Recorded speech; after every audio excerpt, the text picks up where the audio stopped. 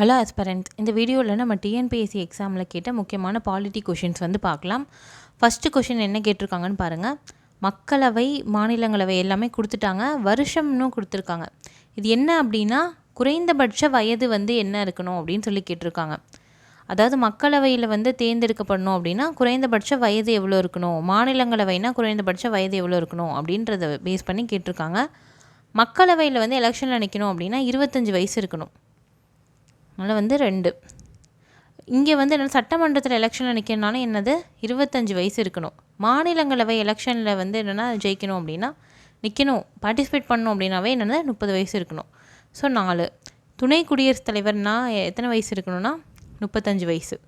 துணை குடியரசுத் தலைவர்னால் மட்டும் இல்லை, குடியரசுத் தலைவருக்கும் 35 வயசு. குடியரசுத் தலைவரும் 35 வயசு இருந்தால் தான் எலெக்ஷனில் நிற்க முடியும். ஆளுநருக்கும் என்னென்னா 35 வயசானால் தான் ஆளுநர் ஆக முடியும். பஞ்சாயத்து தலைவருக்கு தான் இருக்கிறதுலே கம்மியான வயசு, என்னென்னா 21 வயசு இருந்தாலே என்ன பண்ணலாம், பஞ்சாயத்து தலைவர் ஆகலாம். அப்போ 2413 அப்படின்றது தான் ஆன்சர். ஓகேவா? இந்த மாதிரி வந்து ஏஜை வச்சு கூட கேட்கலாம் எக்ஸாமில். நெக்ஸ்ட் கொஷின் பார்க்கலாம். நோட்டா முறை அறிமுகப்படுத்தப்பட்ட ஆண்டு என்ன ஆண்டு அப்படின்னு சொல்லி கேட்குறாங்க. நோட்டா அப்படின்னா ஒன்றும் இல்லை, நன் ஆஃப் த அபோவ் அப்படின்றது தான். இதெல்லாம் நம்ம சூஸில் பார்க்குற அடிக்கடி பார்ப்போமே ஒரு ஆப்ஷன், அதான் நன் ஆஃப் த அபோவ்னா மேற்கண்ட எந்த சின்னத்துக்கும் நான் ஓட்டு போடல அப்படின்ற ஒரு ஆப்ஷன் வந்து என்னென்னா அந்த வாக்கு எந்திரத்தில் இருக்கும், ஓட்டிங் மிஷினில் வந்து இருக்கும். இவிஎம் அப்படின்னு சொல்லுவாங்க அந்த ஓட்டிங் மிஷின் பேர். என்னென்னா எலக்ட்ரானிக் ஓட்டிங் மிஷின் அப்படின்னு சொல்கிறாங்க. இந்த எலக்ட்ரானிக் ஓட்டிங் மிஷினில் போய் பார்த்தீங்க அப்படின்னா ஓட்டு போட்டவங்களுக்கு தெரிஞ்சிருக்கும். இங்கே வந்து என்னென்னா மறைச்சிருப்பாங்க, இங்கே வந்து என்னென்னா அந்த பாக்ஸ் இருக்கும், வரிசைலாம் வந்து சின்னம்லாம் வந்து போட்டிருப்பாங்க. அதில் வந்து நம்ம ப்ரெஸ் பண்ணுற மாதிரி இருக்கும். அதில் none of the above NOTA அப்படின்னு ஒரு சின்னம் வந்து இருக்கும். அதை நீங்கள் ப்ரெஸ் பண்ணிங்க அப்படின்னா நோட்டாவுக்கு ஓட்டு வந்துடும். யாருக்கும் வந்து என்னக்கா உங்களுக்கு ஓட்டு போட பிடிக்கல அப்படின்னா அந்த நோட்டாவில் வந்து போடுவாங்க. இது எப்போ வந்து கொண்டு வந்தாங்க ஃபஸ்ட் அப்படின்னு பார்த்தீங்கன்னா 2014 எலெக்ஷனில் கொண்டு வந்தாங்க.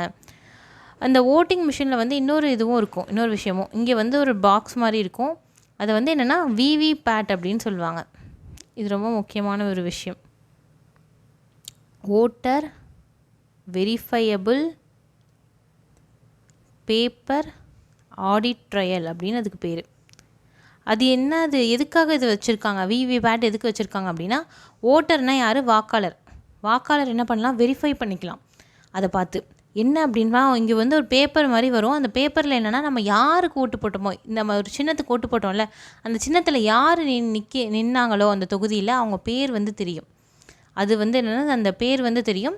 அந்த பேர் வந்து என்னென்னா நம்ம அவங்களுக்கு தான் ஓட்டு போட்டது கரெக்டாக தான் விழுந்திருக்கா அப்படின்னு நம்ம செக் பண்ணலாம். அதனால் அவங்களுக்கு வெரிஃபை பண்ணிக்கிறதுக்காக வச்சுருக்க ஒன்று தான் அது. இது ஏன் கொண்டு வந்தாங்க அப்படின்னு பார்த்தீங்கன்னா, முன்னாடி வந்து சில ப்ராப்ளம் வந்துச்சு. இப்போ வந்து என்னென்னா நாங்கள் ஒரு சின்னத்தில் ஓட்டு போடுறோம், அது வேறு சின்னத்துக்கு ஓட்டு உழுது அப்படின்லாம் வந்து என்னென்னா நிறையா பேர் சொல்லிகிட்டு இருந்தாங்க. அதை வந்து என்னென்னா மாற்றுறதுக்காக தான் இது கொண்டு வராங்க. ஆனால் இது வந்து எல்லா வாக்கு இயந்திரத்தையுமே செக் பண்ணுறதில்ல, இவிஎம். அதுதான் வந்து இப்போ பிரச்சனை போயிட்டுருக்கு. எல்லா இயந்திரத்தையுமே செக் பண்ணுங்கள் அப்படின்னு சொல்கிறாங்க. பட் அது எல்லாத்தையுமே செக் பண்ணால் என்னென்னா ரிசல்ட் ரொம்ப நாள் ஆகும் எலெக்ஷன் ரிசல்ட் வர. அதனால வந்து ப்ராப்ளமாக இருக்குது. அங்கங்கே வந்து ரேண்டமாக வந்து செக் பண்ணிகிட்ருக்காங்க இப்போதைக்கு. ஆனால் இது எல்லாத்தையும் செக் பண்ணால் இன்னும் வந்து நல்லா தான் இருக்கும். பட் அந்த அளவு நம்மள்ட்ட டெக்னாலஜி வந்து இன்னும் டெவலப் ஆகலை. மேனுவலாக செக் பண்ணோம் அப்படின்னா ரொம்ப கஷ்டமாக இருக்கும். ஓகேவா? நெக்ஸ்ட் கொஷின் பார்க்கலாம். அடுத்த கொஷின் பார்த்தீங்கன்னா, இந்திய தேசிய சின்னத்தில் பயன்படுத்தப்பட்டுள்ள சத்தியமேவ ஜெயதே என்ற சொற்கள் வந்து எங்கேருந்து பெறப்பட்டிருக்கு அப்படின்னு சொல்லி கேட்குறாங்க. சத்தியமேவ ஜெயதே அப்படின்றத ஒரு புக்கிலேருந்து எடுத்திருக்காங்க. என்ன புக்கு அப்படின்னு பார்த்தீங்கன்னா, முண்டக உபநிடதம் அப்படின்ற ஒரு புக்கு. உபநிடதம்னா இங்கிலீஷில் உபனிஷத் அப்படின்னு வந்து சொல்லுவாங்க.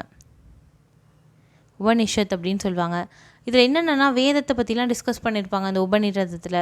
அது மாதிரி ஒரு உபநிடதம் தான் முண்டக உபநிடதம் அப்படின்னு சொல்கிறாங்க. அதில் இருந்தால் இந்த வார்த்தை சத்தியமேவ ஜெயதே அப்படின்ற வார்த்தையை எடுத்திருக்காங்க. இதை வந்து என்னென்னா நம்ம அப்படியே யூஸ் பண்ணல, இது வேறு மொழியில் இருக்குல்ல, தேவநாகரி ஸ்கிரிப்ட் அப்படின்னு சொல்லுவாங்க, அந்த இதில் இருக்குது. ஸோ என்னென்னா நம்ம என்ன பண்ணுறோம் அப்படின்னா தமிழில் மாற்றிட்டோம். தமிழில் மாற்றி நம்ம என்ன வச்சுருப்போம் அப்படின்னா வாய்மையே வெல்லும் அப்படின்னு வச்சுருப்போம். சத்தியம்னா என்னது, வாய்மை. ஜெயதே அப்படின்னா ஜெயிக்கும். வாய்மையே வெல்லும் அப்படின்னு நம்ம வந்து தமிழில் டிரான்ஸ்லேட் பண்ணி நம்ம யூஸ் பண்ணுறோம் தமிழ்நாட்டில். ஓகேவா? நெக்ஸ்ட் கொஷின் பார்க்கலாம். நெக்ஸ்ட் கொஷின் பாருங்கள். 14 மே மாதம் 1954ஆம் ஆண்டு மக்களவை இனிமேல் லோக்சபான்னு அழைக்கப்படும் அப்படின்னு சொன்னவர் யார் அப்படின்னு கேட்டிருக்காங்க. லோக் அப்படின்னா ஒன்றும் இல்லை, லோக்னா என்னது, மக்கள் தான். சபா அப்படின்னா என்னது, ஒரு அவை. மக்களவை தான் லோக்சபா அப்படின்னு ஹிந்தியில் என்ன மாற்றிருக்காங்க, இப்படி மாற்றினவர் யார், சொன்னவர் யாருன்னா ஜிவி மௌலாங்கர் அப்படின்றவர் தான். ஜிவி மௌலாங்கர் தான் ஃபஸ்ட்டு வந்து சொல்லியிருந்தார். ஜிவி மௌலாங்கருக்கு இன்னொரு ஸ்பெஷலும் இருக்குது. இவர் தான் வந்து என்னென்னா மக்களவையில் முதல் சபாநாயகர், ஃபஸ்ட்டு ஸ்பீக்கர் ஜிவி மௌலாங்கர் இவர் தான். ஓகேவா, நெக்ஸ்ட் கொஷின் பார்க்கலாம். அடுத்த கொஷின் பார்த்தீங்கன்னா கட்சி தாவல் குறித்து முடிவெடுக்கும் அதிகாரம் உள்ளவர் யார் அப்படின்னு சொல்லி கேட்டிருக்காங்க. கட்சி தாவல் தடை சட்டம் எதில் இருக்குது அப்படின்னா 10வது பட்டியலில் சொல்லியிருக்காங்க. எப்போ கொண்டு வந்தாங்கன்னா 1985 கட்சி தாவல் தடை சட்டம் கொண்டு வந்தாங்க. ஒரு கட்சியில் நின்று ஒருத்தர் ஜெயிச்சிட்டார் அப்படின்னா என்ன பண்ணணும், அவர் வந்து என்னென்னா அந்த கட்சியில் இருக்கிற வரைக்கும் தான் என்ன பண்ண முடியும், அந்த பதவியில் இருக்க முடியும். இப்போ ஒரு எம்எல்ஏ வந்து என்னென்னா ஒரு கட்சியில் நின்று ஜெயிச்சிட்டார் அப்படின்னு வச்சுப்போம். ஒரு எம்எல்ஏ வந்து ஒரு கட்சியில் நின்று ஜெயிச்சிட்டார். அவர் வந்து என்னென்னா வேறு கட்சிக்கு வந்து தாவிட்டார் அப்படின்னு வச்சுப்போம். வேறு கட்சிக்கு தாவிட்டார் அப்படின்னா அவர் வந்து எம்எல்ஏவே கிடையாது. எம்எல்ஏ பதவியிலேருந்து அவர் தூக்கிடுவாங்க. திரும்ப அவர் வந்து என்னென்னா எம்எல்ஏ பதவியிலேருந்து தூக்கிட்டா என்ன ஆகும் அப்படின்னா அந்த தொகுதி என்னென்னா அந்த தொகுதியோட சீட்டு வந்து என்னென்னா காலியாக இருக்குமா, அந்த சீட்டுக்கு வந்து வேறு ஆள் வேணும். ஆனால் என்ன ஆகும், திரும்ப இடைத்தேர்தல் பை எலெக்ஷன் வந்து நடக்கும். திரும்ப வந்து இவர் எந்த கட்சியில் மாறினாரோ அந்த கட்சியில் கூட நின்று இவர் திரும்ப ஜெயிச்சார் அப்படின்னா இவரே வந்து திரும்ப எம்எல்ஏவாக ஆகிடுவார். ஆனால் அந்த இன்னொரு கட்சி சின்னத்தில் நின்று ஜெயிச்சா தான் அவர் ஆக முடியும். ஓகேவா, 6 மாதத்துக்குள்ளே வந்து இடைத்தேர்தல் வச்சுருவாங்க சீட்டு காலியாக இருந்தால்.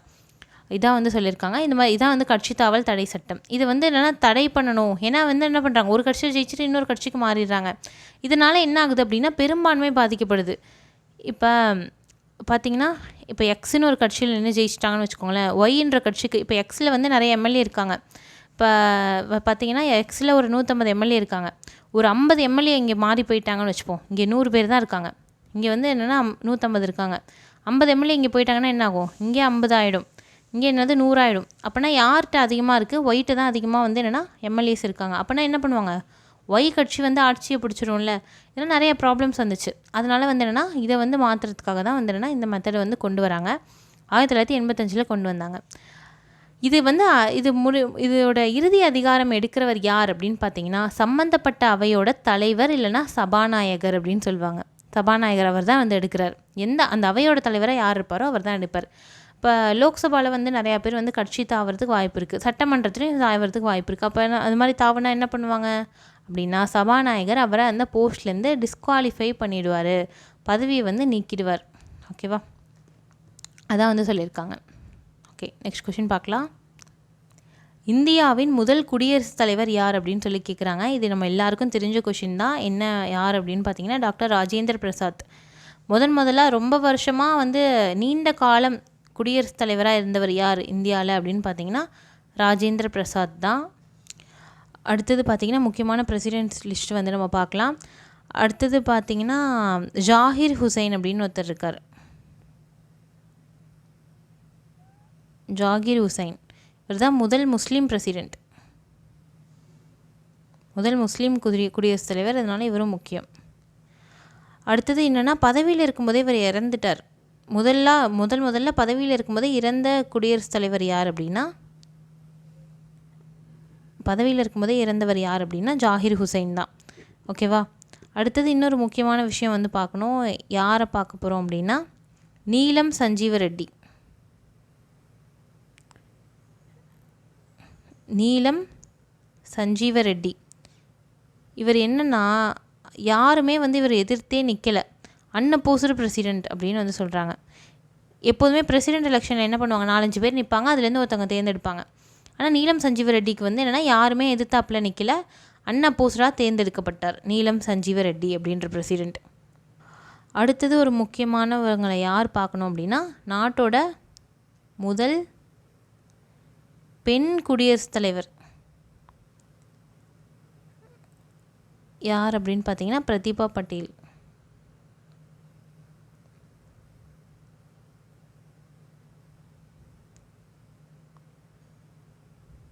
அப்படின்றவங்க தான் முதல் பெண் குடியரசுத் தலைவர் பிரதிபா பட்டேல். ஓகேவா, இப்போ வந்து சமீபத்தில் இருக்கிற குடியரசுத் தலைவர் யாருன்னா 16வது குடியரசுத் தலைவர். அவங்க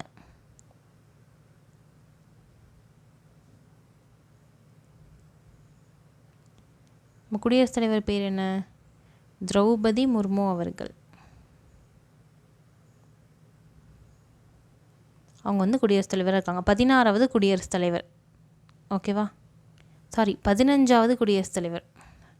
15வது குடியரசுத் தலைவர். 16வது தடவை எலெக்ஷன் நடந்துச்சு, பட் 15வது குடியரசுத் தலைவர் தான். ஏன்னா ராஜேந்திர பிரசாத் வந்து 2 தடவை குடியரசுத் தலைவராக இருந்திருப்பார். 2 எலெக்ஷனில் அவர் தான் ஜெயிச்சிருப்பார். அதனால் 15வது குடியரசுத் தலைவர் தான். ஆனால் 16வது முறை எலெக்ஷன் நடந்துச்சு. எப்போனா 2022 தேர்ந்தெடுக்கப்பட்டாங்க. 2027 வரைக்கும் இருப்பாங்க, 5 இயர்ஸ். ஓகேவா? நெக்ஸ்ட் கொஷின் பார்க்கலாம். அடுத்த கொஷின் பாருங்கள். இந்திய அரசியலமைப்பு சட்ட விதி 280 எதை பற்றி சொல்லியிருக்காங்க அப்படின்னு கேட்குறாங்க. 280 எதை பற்றி சொல்லியிருக்காங்கன்னா நிதி ஆணையத்தை பற்றி சொல்லியிருக்காங்க. மத்திய பணியாளர் தேர்வாணையம் இதை பற்றி 315 சொல்லியிருப்பாங்க. நித்தி ஆயோக் அப்படின்றது வந்து என்னென்னா அரசியலமைப்பில் இல்லை. இது வந்து என்னது, ஜஸ்ட் ஒரு எக்ஸிக்யூட்டிவ் பாடி, அதாவது என்னென்னா தீர்மானம் மூலயமா கொண்டு வந்த ஒரு அமைப்பு தான். அதனால் வந்து என்னென்னா அரசியலமைப்பில் அது இல்லை. மாநில பணியாளர் தேர்வாணையமும் கிடையாது. அதனால் நிதி ஆணையம் தான் வந்து என்னென்னா 280க்கான சட்ட விதியில் அதான் சொல்லியிருக்காங்க. இந்த நிதி ஆணையம் என்னென்னத்தெல்லாம் பார்த்துக்குது அப்படின்னா, ஒவ்வொரு மாநிலத்துக்கும் எவ்வளோ வந்து ஷேர் கொடுக்கணும், மாநிலத்துக்கு என்ன பண்ணணும், வரி வந்து பிரித்து தரது, வரி பிரித்து தரது வேலையெல்லாம் வந்து என்னென்னா யார் வந்து பார்க்குவா அப்படின்னா நிதி ஆணையம். வரி பிரித்து தர வேலையை அவங்களே மொத்தமாக பார்க்குறதில்ல. வரி வந்து யார் பிரித்து தருவாங்கன்னா கவர்மெண்ட் தான். இவங்க வந்து ஜஸ்ட்டு என்னென்னா ரெக்கமெண்டேஷன் பண்ணுவாங்க, இப்படி கொடுங்க இப்படி கொடுங்க அப்படின்னு ரெக்கமெண்ட் வந்து பண்ணுவாங்க நிதி ஆணையம். ஏன்னா வந்து இந்த ஸ்டேட்டுக்கு இவ்வளோ தேவைப்படுது, இந்த ஸ்டேட் என்ன பண்ணியிருக்காங்க, நம்மளுக்கு இவ்வளோ சம்பாரிச்சு கொடுத்துருக்காங்க, இவங்களுக்கு வந்து இவ்வளோ கொடுக்கணும் அப்படின்னு சொல்கிறது யாருன்னா நிதி ஆணையம் தான். ஃபினான்ஸ் கமிஷன் அப்படின்னு வந்து சொல்லுவாங்க. பட் ஆனால் இதை வந்து கண்டிப்பாக ஃபாலோ பண்ணணும் அப்படின்ற எந்த அவசியமும் இல்லை. கவர்மெண்ட் வந்து அதை கண்டிப்பாக ஃபாலோ பண்ணணுன்ற அவசியம் இல்லை. இது வந்து என்னென்னா ஜஸ்ட்டு ரெக்கமெண்டேஷன் தான். ஓகேவா? இந்த வீடியோ வந்து இதோட முடியுது. இந்த வீடியோவில் உங்களுக்கு ஏதாவது நான் சொன்னதில் டவுட்ஸ் இருந்தால் கமெண்ட் செக்ஷனில் வந்து கமெண்ட் பண்ணி கேளுங்க. நம்ம நெக்ஸ்ட் வீடியோவில் பார்க்கலாம். தேங்க்யூ.